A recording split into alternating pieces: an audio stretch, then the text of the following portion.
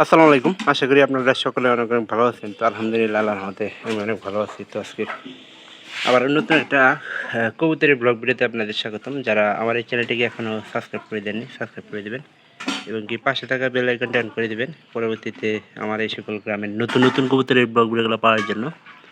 তো আজকে যে ভিডিওটা সেটা হইতেছে যে আমাদের এই গরমের ঠান্ডা লাগার কারণে কবুতরের কী সমস্যাটা হতে পারে, তো এই বিষয়ে।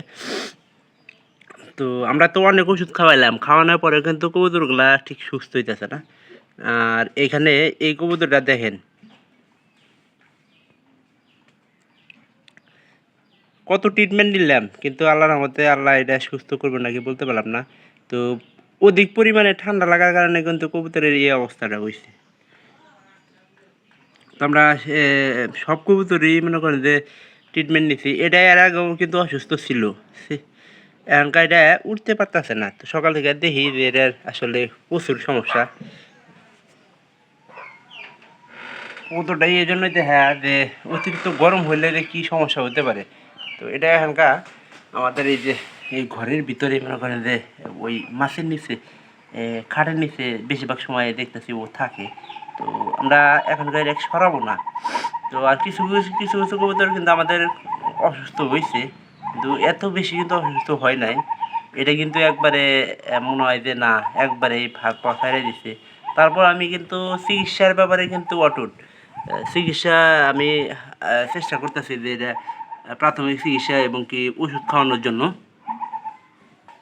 আর আমারও আরগুলাতে কবুতর আছে, ওগুলা কিছু কিছু কবুতর আছে হালকা ঠান্ডা রাখতে আমরা ওটা পানির সাথে ওষুধটা মিক্স করে খাওয়াইতেছি। ওটারও খাওয়াইছি, কিন্তু ওটা একটু বেশি ঠান্ডা লাগছে। তো বেশি ঠান্ডা লাগলে এরকম হয়। তো আমার গত বছরের আগের বছর একটা কবুতর ছিল, ওটা কিন্তু এই ঠান্ডার কারণে কিন্তু মারা গেছিল। তো ঠান্ডা এমন একটা মারাত্মক ওষুধ, রানী খেতে হলে তো পুরা বংশ মনে করেন যে ধ্বংস করে দেয়। কিন্তু ঠান্ডাও কিন্তু কম না, যদি ঠান্ডা লাগে কবুতরের সহজে কিন্তু সারার সম্ভাবনা থাকে না। তো এই সমস্যাগুলো আমি আমার কবুতরের মধ্যে পাইতেছি যে ঠান্ডার গরমে আপনার এই সমস্যাগুলো দেখা দেয়।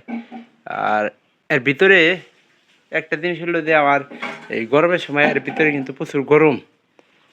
এই ঘরের ভিতরে যে কবুতর লালন পালনটা, এর পিছু প্রচুর গরম থাকে। তবে বাহিরে লালন পালন করলে মোটামুটি ঠিক আছে।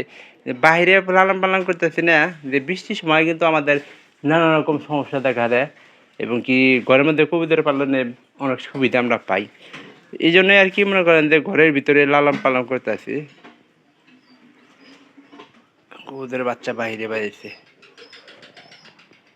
তো আপনারা যারা আমার এই ভিডিওগুলো সম্পূর্ণ দেখেন তাদেরকে বলবো যে চ্যানেলটিকে সাবস্ক্রাইব করে দেবেন, পাশে থাকা বেল আইকনটা অন করে দেবেন পরবর্তীতে আমার এই সকল গ্রামের নতুন নতুন কবুতরের ব্লগগুলো পাওয়ার জন্য।